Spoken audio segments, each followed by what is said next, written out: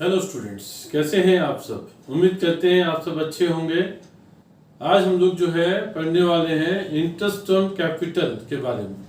कैसे जो है इंटरेस्ट ऑन कैपिटल कैलकुलेट करेंगे और उसके वेरियस केसेस देखेंगे और इसको बहुत ध्यान से आपको देखना है और रिमेम्बर भी करना है, क्योंकि आप जब भी क्वेश्चन करेंगे तो इन केसेस को दिमाग में रखकर ही क्वेश्चन को सॉल्व करेंगे।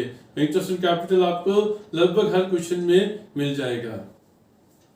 तो पहला केस हमने पहले पढ़ा था, अगर पार्टनरशिप डीड नहीं है, एब्सेंट है पार्टनरशिप डीड, पार्टनर्स के बीच में कोई एग्रीमेंट नहीं है, तो इंटरेस्ट ऑन कैपिटल नहीं देते हैं।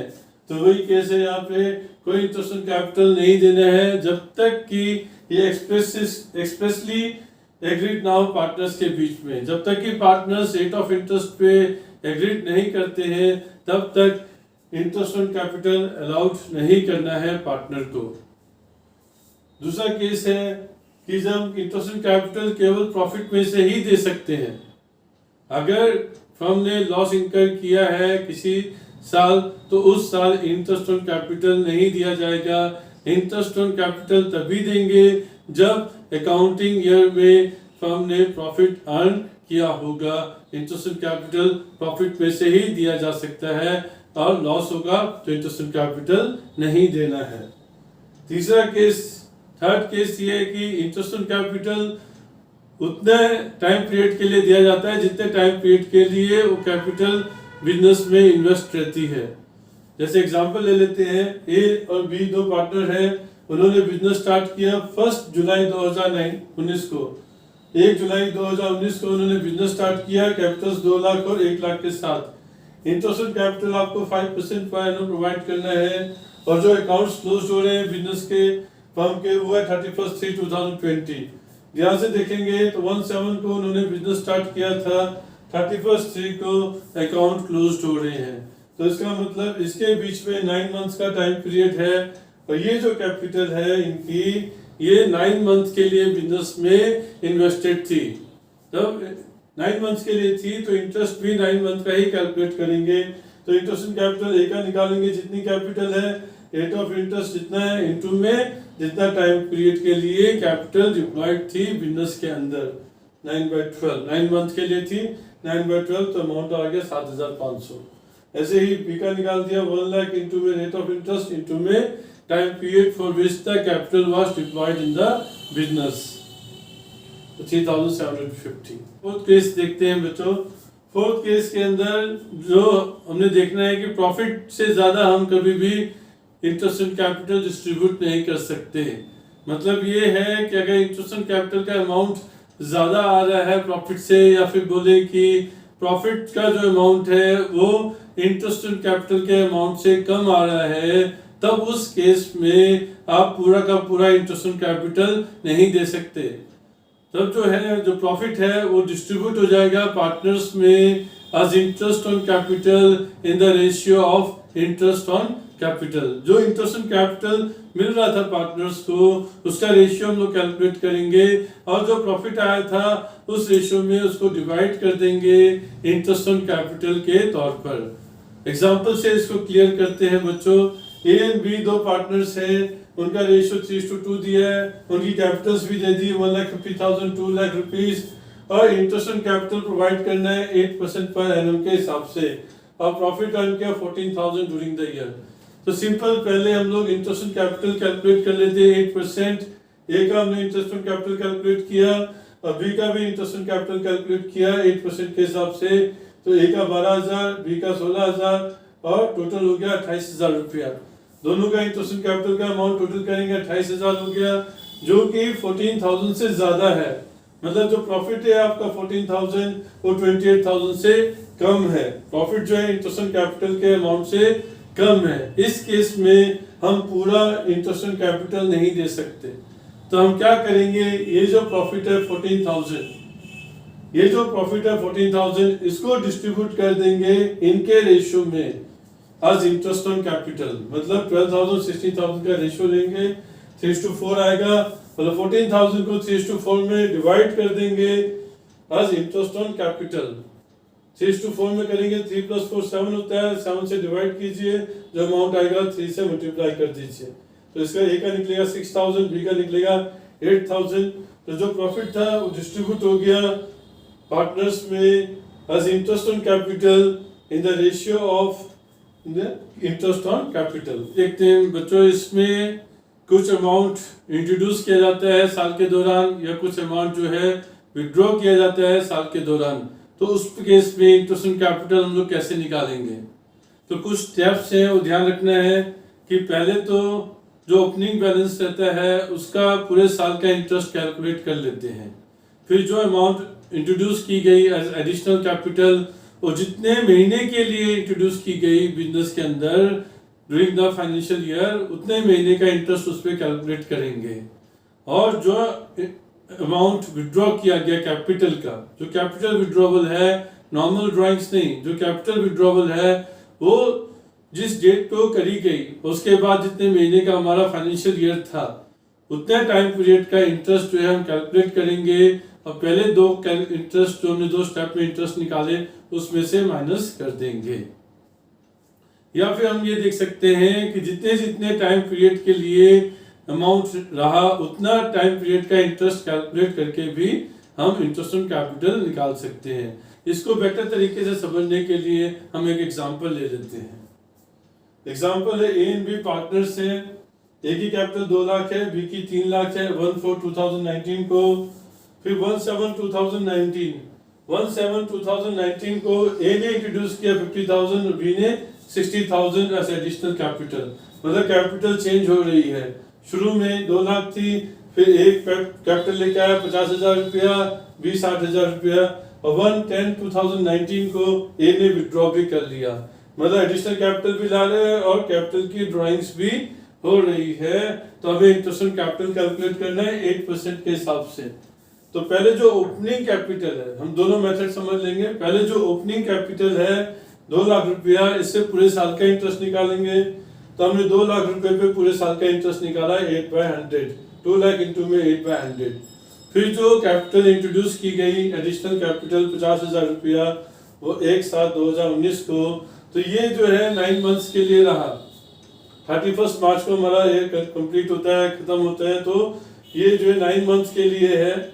तो 9 मंथ का इंटरेस्ट 50,000 पे हमने कैलकुलेट किया 8% के हिसाब से। और फिर जो है जो विड्रॉ किया कैपिटल 30,000 रुपीज ए ने 1/10 मतलब 1 अक्टूबर को विड्रॉ किया। 1 अक्टूबर से 31 मार्च तक 6 महीने होते हैं। तो ये जो 30,000 है इस पे हमने 6 महीने का इंटरेस्ट कैलकुलेट किया। तो पहले जो कैपिटल ओपनिंग कैपिटल का इंटरेस्ट प्लस में एडिशनल कैपिटल का इंटरेस्ट माइनस में जितना उसने कैपिटल विड्रॉ करी उसका इंटरेस्ट निकाल देंगे। तो 2 को ऐड करेंगे, एक तीसरे को माइनस करेंगे। तो जब इसको निकालेंगे तो 16,000 आएगा और ये वाला निकालेंगे तो 3,000 आएगा और ड्राइंग्स कैपिटल विड्रॉवल का इंटरेस्ट 1,200 रुपया। तो हम इंटरेस्ट ऑन कैपिटल आ जाएगा 17,800 रुपया। ऐसे ही बी का कैलकुलेट करेंगे। बी की ओपनिंग कैपिटल 3 लाख है, 3 लाख का पूरे साल का 60,000 इंट्रोड्यूस किया 1/7 को, तो 9 मंथ हो गया 60,000 का 9 मंथ का। और जो विड्रॉवल किया बी ने 15,000 रुपया, तो 15,000 रुपया हमने बी का निकाल दिया 3 महीने का, क्योंकि बी ने विड्रॉ किया 1/1/2020 को। मतलब 3 महीने बचते हैं, पूरा जनवरी, फरवरी एंड मार्च। तो इसका इंटरेस्ट ऑन कैपिटल आ जाएगा 27,300। ये तो एक तरीका था। जो दूसरा तरीका है बच्चों वो हम लोग ये क्वेश्चन के हिसाब से करते जाएंगे। देखिए 1/4 को कैपिटल थी 2 लाख रुपया और चेंज हो रही है 1/7/2019 को। जिस डेट को चेंज हो रही है और जिस डेट को थी कैपिटल, तो 3 महीने हो गए 1/4 से 1/7 3 मंथ्स। तो ये जो कैपिटल है 3 महीने के लिए रही है बिजनेस में। तो जो 2 लाख रुपया है उसका 3 महीने का इंटरेस्ट हम कैलकुलेट कर रहे हैं 8% के हिसाब से। फिर हमारी कैपिटल चेंज होके हो गई 2,50,000, क्योंकि 50,000 रुपया कैपिटल लेके आया। 2 लाख की शुरू में थी, 50,000 लेके आया तो 2.5 लाख की कैपिटल हो गई, 2,50,000 की कैपिटल हो गई। ये जो कैपिटल है फिर चेंज हो रही है 1 अक्टूबर 2019 को, ए विड्रॉ कर रहा है। तो ये जो कैपिटल चेंज हो रही है 1 अक्टूबर को, 1 जुलाई से 1 अक्टूबर तक 3 मंथ्स रहते हैं। मतलब 2,50,000 रुपीज 3 मंथ्स के लिए था, उसका इंटरेस्ट निकाल दिया 8% के हिसाब से। और फिर 1 अक्टूबर को विड्रॉ कर लिया 30,000, तो 2,50,000 तो टोटल है, उसमें से 30,000 विड्रॉ करेंगे 2 लाख 20,000 हो जाएगा। ये जो कैपिटल है अब ये पूरे साल 6 महीने के लिए हमारे पास है। 1 अक्टूबर से लेके 31 मार्च तक 6 महीने होते हैं, तो 6 महीने के लिए ये हमारे पास कैपिटल है। 2,20,000 इंटू 8% इंटू में 6/12, तो इसका इंटरेस्ट आ जाएगा 17,800। सेम इंटरेस्ट आएगा जो पहले स्टेप में किया और जो दूसरे मेथड में किया, दोनों में आंसर सेम ही आता है। बस फर्क ये है कि पहले का स्टेप 3 स्टेप निकालते हैं और दूसरे का हम टाइम पीरियड के हिसाब से निकालते हैं। बी का भी वैसे निकाल देंगे जैसे ए का है। बी का है 3 लाख स्टार्टिंग है और 60,000 इंट्रोड्यूस कर रहे हैं 17 को, तो 14 से 17 3 महीने हो गए। 3 महीने के लिए 3 लाख रुपया है और फिर 3,60,000 हो जाएगा। 3,60,000 रुपया कब चेंज हो रहा है? 1 जुलाई 1 को, तो 1 जुलाई से 1 तक 6 महीने होते हैं, तो 6 महीने तक 3,60,000 रुपया रहेगा। और फिर विड्रॉ कर लिया उसने 15,000, 3,60,000 माइनस 15, 3,45,000, वो 3 महीने के लिए बचेगा। तो आपका इंटरेस्ट ऑन कैपिटल दोनों मेथड से सेम ही आएगा। एक और एग्जांपल ले लेते हैं इसी 5th केस को समझने के लिए। 1/4/2019 को ए ने इंट्रोड्यूस किया 50,000 एज कैपिटल, मतलब 1/4/2019 को ए कैपिटल लेके आया था 50,000 रुपीज। इंटरेस्ट अलाउड करना है कैपिटल पे 6% पर एनम, और ये कुछ दे दिया एक ही विड्रॉवल से ए ने कितना इंट्रोड्यूस किया कैपिटल ड्यूरिंग द ईयर। तो 1/5 को एक पैसा लेके आ रहा है 10,000 रुपया, तो जो शुरू में था 50,000 रुपया 10,000 लेके आया तो 60,000 हो गया।